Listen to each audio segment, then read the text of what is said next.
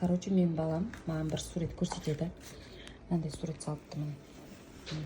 Тун сахур дейді. Тралала дейді. Ұқсатыпты, мынау не екен білмеймін. Тата сахур дейді. Сосын анау корейский кино аты не еді? Игра в кальмаренің 3-ші сезоны екен. Мына екі жанында қыз бен бала качели. Ой, не еді? Скакалка айналдырады, ортасына адамдар секіреді, соны салыпты.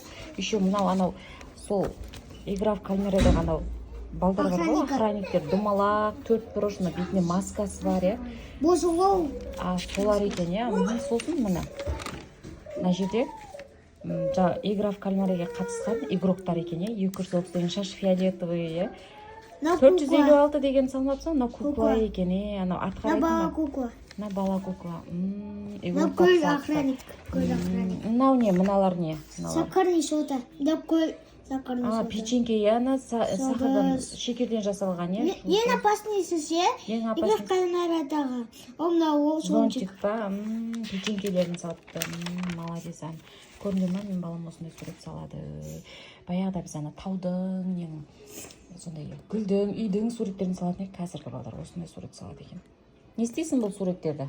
Сатам. Кімге сатасың? Үйдегі бәріңе. Үйдегілерге сатасың, сосын оның ақшасына не істейсің? Кукурс алам. Кукурuz алам. Өтіп бар мияқты. Киіміңді алып тұршы. Істегенсің, үстіне қарбыз тамған. Күшті.